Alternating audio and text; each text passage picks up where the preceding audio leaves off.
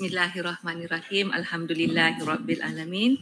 Terima kasih saya ucapkan kepada Ustaz Nur Hisham selaku pengacara pagi ini, yang saya hormati semua rakan timbalan yang ada bersama-sama, Tuan Haji Karim, Puan Haji Sri Dewi, Tuan Haji Jamsari dan yang berbahagia pengarah dalam perjalanan ke sini. Semua sahabat-sahabat KPPK, KPP dan pegawai-pegawai sama ada yang berada di bilik kesidang ataupun yang berada di atas talian. Alhamdulillah pada pagi ini tibalah giliran sektor pembelajaran untuk menyampaikan resensi buku yang akan dimulakan oleh saya sendirilah tuan-tuan ya. Jadi buku yang akan dikupas pada pagi ini bertajuk The Art of Thinking Clearly. Yang ini ada di depan ini bersama-sama dengan saya lah tuan-tuan ya. Kalau ada yang berminat untuk membaca buku ini bolehlah meminjam ya. Saya ada membeli beberapa buah buku sebenarnya. Jadi kenapa buku ini ada bersama-sama dengan saya?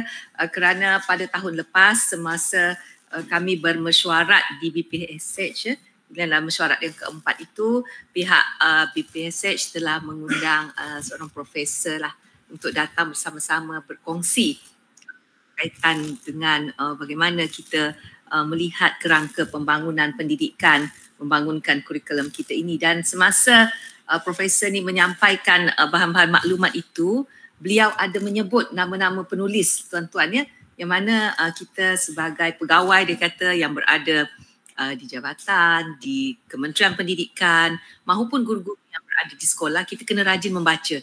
Jadi daripada penyampaian beliau itu, saya pun mengambil nama penulis buku ini dan mencari buku ini di pasaran. Sebab profesor ni dah berumur 80 tahun lebih, tetapi kan sangat cergas dan cerdas tuan-tuan ya. Saya dapat 2-3 buku, tetapi yang saya dapat order, saya beli dari Shopee, dapat 2 saja. Ada 1 buku tu tak dapat sebab habis. Jadi saya beli. Tujuannya saya pun ingin menambah pengetahuan pembacaan saya, sesuailah kita sebagai pegawai yang berada di jabatan yang akan memimpin kepimpinan turun hingga ke peringkat sekolah. Jadi saya memilih buku yang ditulis oleh Rolf Döblin. Sebenarnya Rolf Döblin ini seorang berbangsa Jerman. Buku ini asalnya dalam bahasa Jerman, tetapi kemudian diterjemahkan ke dalam bahasa Inggeris Britain ya, kemudian bahasa Inggeris Amerika, dan di negara kita diterjemahkan secara sahlah tu dan dilesenkan oleh Nurliza Abu Bakar ya, yang diterbitkan oleh PTS Publishing House tuan-tuan ya. Jadi kalau kita lihat ini merupakan cetakan yang ketiga dan keempat lah, mengandungi 397 muka surat buku ini ya. Jadi saya pun membacalah secara perlahan dan nak menanamkan minat membaca ini semula ya kepada diri sendiri sebenarnya tuan-tuan. Jadi ada kita lihat dahulu pada slide berikutnya. Saya sediakan sedikit slide supaya tidaklah begitu membosankan pembentangan kita. Okey, ini perkara pertama yang penulis ini kemukakanlah. Sebenarnya mengapa buku ini diterbitkan, sebenarnya atas nasihat beliau sebelum ni. Dia memberi talk saja ya, Rolf Döblin ni, tetapi satu hari dia berjumpa dengan Nassim Talib ni, orang bangsa Islam ya. Nassim Talib ni meminta dia menulis. Sebenarnya tulis dia kata di dalam cerpen ke atau apa dan sebagainya supaya dibaca. Okey tuan-tuan, pagi ini kita sedikit melihat ni. Mungkin kita tanya-tanyalah, kalau Azhar, apa yang Azhar lihat pada gambar ini? Ya, gambar bulan puasa kata ni saja Azhar. Tak apa, ini semua persepsi ya tuan-tuan. Ya, Azhar melihat apa tu sajalah, kita kan seronok sedikit ya tuan-tuan ya.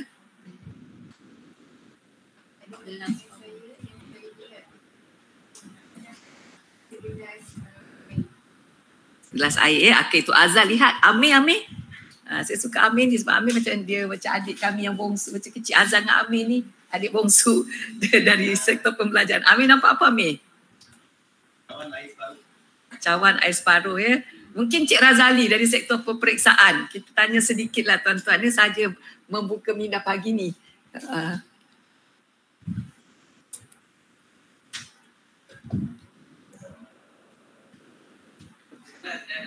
Gelas dan air ya tuan-tuan ya. Jadi kita melihat cawan ni dia bagi setengah ya, penulis ni dalam rumusan keseluruhan dia kata kita nampak ni, kita kena berfikir tuan-tuan ya. Kita kena berfikir. Jadi ada orang melihat gelas dan air dan sebagainya. Ada orang melihat separuh air yang dah tak ada tu tuan-tuan daripada gelas itu kan. Jadi rumusan daripada ni kita lihat pada slide berikutnya apa yang penulis ini minta kita melihat sesuatu tu dalam kehidupan. Kita boleh lihat pada slide berikutnya. Kita lihat Ustaz. Ya. Dia kata kita perlu melihat separuh lagi air yang masih berbaki di dalam gelas itu. Kita tak akan lihat, jangan lihat dia kata separuh lagi yang sudah kosong itu tuan-tuan. Jadi dalam kita berfikir ni, pemikiran kita kena begitu. Dia kena melihat pada sesuatu yang realiti berada di depan kita. Kalau dia bukan realiti itu, dia dah pergi, kita sepatutnya tidak meletakkan di dalam pemikiran kita. Jadi bukan senang rupanya ya nak memikir ni, clearly your thinking ni supaya menjadi seorang pemikir yang positif. Ini sebahagian lah daripada tulisan di dalam buku itu yang dirumuskan. Okey, kita pergi kepada berikutnya Ustaz. So, ada slide yang saya sediakan. Baik, sebenarnya ada 99 perkara, boleh kita kata tajuk lah, yang terdapat di dalam buku ini yang dikupas, yang membantu kita bila kita baca satu persatu untuk menjadikan pemikiran kita itu berfikir secara positif, energetik dekat situ. Saya cuma senaraikan 12 di situ lah tuan-tuan ya. Ada 99 tu supaya tuan-tuan berminat nak meminjam buku ini. Ya. Pertama tu dia letakkan survivorship bias. Ya, mengapa kita ni sebagai, dia kata dalam bahasa Melayu lah yang diterjemahkan oleh Noliza tu, mengapa kita wajar melihat kegagalan.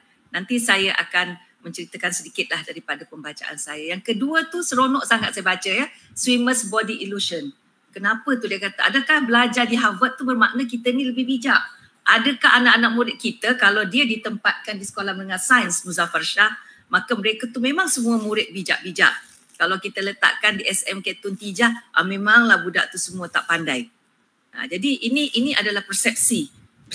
Jadi ada 12 yang saya senaraikan di situ, sebenarnya ada 99 setiap satu daripada persepsi itulah, dan kita kena baca. Saya pun baca macam contohnya tajuk pertama, tajuk kedua tu berulang-ulang kali untuk saya memahamkan apa sebenarnya yang cuba dikeluarkan oleh penulis itu untuk menjadikan pemikiran kita ini pemikiran yang positive thinking. Bukan mudah tuan-tuan ya. Jadi ini saya senaraikanlah di bawah itu. Seterusnya tuan-tuan kita pergi kepada yang berikutnya. Ini dia yang pertama tuan-tuan ya. Ni survivor bias ni dia kata ya. Apa yang dimaksudkan dengan survivor bias ni? Mengapa kita wajar melihat kegagalan? Dia diambil kat situ. Jadi sebab tu saya bila baca tu saya letakkan gambar-gambar sebenarnya sambil membaca tu saya letak. Jadi bila Tuan Haji memaklumkan kita ada resensi buku, baguslah. Saya memang dah buat slide-slide sebenarnya untuk diri saya sendiri supaya saya ingat apa yang saya baca lah tuan-tuan ya. Jadi kita semua bercerita, dia kata setiap manusia ni, kita ni berfikir secara sistematik. Kalau kita belajar sungguh-sungguh, kita nanti pasti akan jadi seorang yang berjaya. Itu kita punya persepsi kita kan. Jadi dia bagilah kisah Rick ni. Rick ni dia lihat di jalan di sana sini, dia lihat wah kumpulan ni memang kalau kumpulan rock ni berjaya. Dia pergi ke sana sini semua berjaya. Akhirnya dengan satu persepsi sebegitu, Rick ni dia telah menubuhkan pasukan rock ni tadi. Sebab dia kata kalau dia tubuhkan pasukan rock ni, dia akan berjaya sebagaimana pasukan-pasukan rock ni yang lain. Dia kata tetapi Rick ni terlupa daripada beribu-ribu pasukan rock tu yang diangkat oleh wartawan, yang berjaya tu satu je. Dia kata kalau kita tengok artis-artis kita kan, ramai yang masuk Akademi Fantasia, ramai yang masuk pertandingan-pertandingan itu. Tetapi yang berjaya hingga ke hujung tu akhirnya satu. Kita tak pernah melihat kegagalan. Sepatutnya pada kita menuju kejayaan itu, kita lihat dulu kegagalan-kegagalan. Terutama dia kata sebab buku ni dia bercerita tentang bisnes ya tuan-tuan. Apabila kita nak melabur dari segi keuangan satu jangka yang panjang, dia berceritalah tentang indeks Dow Jones. Indeks Dow Jones tu dia kata, dia cerita tentang kejayaan sahaja. Tetapi yang turun-turun daripada saham tu tak diceritakan. Jadi pada kita nak menuju satu-satu kejayaan itu, kita harus berwaspada. Kita perlu membuat penelitian. Pertama sekali, lihat dulu kegagalan-kegagalan apa yang menyebabkan kegagalan itu, barulah kita merancang sesuatu. Maknanya dalam kita merancang sesuatu itu tuan-tuan, memang cantik dari segi apanya, tetapi kita lihat apa dia kaitan-kaitan yang boleh menyebabkan kita gagal kalau kita tak ambil maklum. Kita jangan terus ambil ni, oh ini memang mesti berjaya. Orang ni buat, dia berjaya. Jadi sebab itu saya ingat pepatah orang tua-tua pun ada mengatakan ukur baju di badan sendiri. Kan tuan-tuan, kita jangan sudah terantuk baru tengadah. Kan? Jadi ini semua perkara yang saya kata ada kaitan dalam kehidupan kita, dalam kita berfikir, dan sebagai seorang yang merancang tu kita kena melihat. Sebab tu dia kata rumusannya di situ, dia kata manusia ni memang dia jangka peluang kejayaan tu sistematik. Tak pernah dia lihat kegagalan. Jadi dia kata sepatutnya kita lihat kegagalan itu. Banyak kegagalan kita baca sebagai panduan supaya kita berwaspada dan kita akan berfikir, merangsang minda kita berfikir dengan lebih jelas sebelum kita mengambil satu-satu tindakan. Okay, kita pergi pada slide berikutnya tuan-tuan ya. Dan ini saya ambil daripada bab yang 99 lah. News illusion. Ini yang berlaku kepada kita sekarang kerana ledakan informasi yang terlalu banyak. Terlalu banyak informasi dia kata ya. Sampaikan kita bangun-bangun tidur je kita terus nak baca. Kita nak baca itu. Adakah kita, dia kata benar-benar kita nak perlu ambil tahu semua perkara ni. Oh ni ada gempa bumi di Jepun, ini Malaysia begini, ini ada begini. Semua kita nak ambil tuan-tuan ya. Sedangkan kita tak tahu intipati sebenar daripada maklumat-maklumat ini. Sebenarnya ini yang sangat baik. Dia letakkan ini pada bab ke-19 sebab dia kata kita perlu sangat berhati-hati, dan saya ambil yang ini sebagai dalam resensi kita kerana inilah yang berlaku dalam kita lah tuan-tuan. Kita lihat pada slide berikutnya Ustaz ya. Tu yang saya kan. Ini dikata, saya baca di dalam buku itulah dia kata ya. Otak kita ni rupanya tuan-tuan, otak manusia ni, kita ni akan cepat bertindak balas dan kita takkan seimbang kalau kita terima isu-isu sensasi. Kalau pagi ni lah saya kata, wah Haji Karim kan, saya dengarkan Haji Karim ni tau. Dewi pun tanya, betul ke? Kak Lela pun tanya, betul ke? Yang itu kita memang suka. Itu memang sangat suka. Maklumat. Tapi kalau kita kata Asrul, pagi ni Asrul, kita kena rancang ya, buat perancangan. Kita ni nak mengatasi masalah literasi numerasi. Sudah Pak Rubayan. Otak kita akan matikan benda yang berbentuk abstrak konkret yang mana kita kena berfikir, kita kena mencari jalan. Jadi yang ini yang kita kena buang. Sebab dia kata kesan berita yang tidak baik ini, gosip-gosip yang tidak pasti tuan-tuan, kepada badan kita sangat-sangat seperti gula tu tuan-tuan. Ya, berita-berita yang tak bagus, yang tak pasti, yang kita sensasikan tu, dia macam gula dia kata dalam badan kita. Dia sangat menyelerakan, mudah kita hadam, tetapi dalam satu jangka masa yang panjang, dia akan memudaratkan kita. Bayangkan dalam organisasi kita kan, saya selalu ingat tiap hari doa hari Jumaat kan Ustaz, janganlah kita memfitnah apa dan sebagainya. Yang itu sepatutnya memang betul. Saya kata orang ni dia bukan beragama Islam, tapi dia menulis di situ. Jadi dia kata sepatutnya kita sebagai manusia ni kita kena membanyakkan baca. Membaca artikel, baca buku, baca semua dia kata. Kan kalau kita umat Islam tu kita bacalah Al-Quran serta terjemahannya untuk kita memahami dunia ini. Dunia ni kita tak boleh fahami dengan kita mendengar sahaja tuan-tuan. Jadi yang ini bagus sebab tu saya cari gambar otak tu, puas saya nak mencari supaya melihat. Sebab dia kata ada 3 perkara yang memang otak kita sangat suka. Dan rupanya dalam dunia kewartawanan dalam bab ke-99 ini, wartawan mengetahui perkara tersebut. Sebab 3 perkara daripada otak manusia ni yang akan wartawan angkat untuk melariskan jualan. Jadi dia kata dia akan lariskan. Sebab dia kata dia akan letakkan headline yang panas-panas tu tuan-tuan. Sebab itu yang kita suka. Kadang-kadang beritanya tak ada apa pun di bawah itu. Jadi apa yang dibuat oleh Rob Dobley ni, dia kata dia pernah satu ketika 3 tahun dia buang semua. Dia buang semua berita-berita bukan ini. Dia kata 3 bulan pertama sangat sukar bagi dia. Kan kita kan rajin nak baca-baca benda yang bukan-bukan ni tuan-tuan.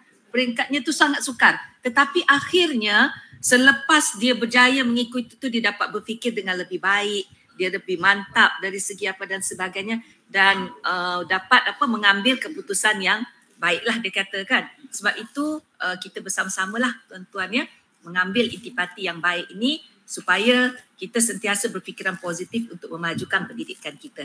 Okay, Ustaz, kita pergi pada slide berikutnya. Sebab tu dalam ini kan tuan-tuan, kita jumpa ya, slide berikutnya tu kita dengar pepatah ni, this is our proverb kan, no news is good news.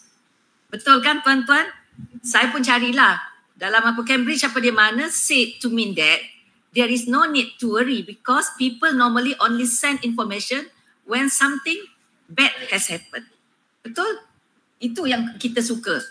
Rupanya no news is good news ni dari bahasa Itali ya tuan-tuan, nulla nova buona nova. Saya pun jadi bila membaca ni dan mula mencari. Itu perkata tu, nulla nova buona nova.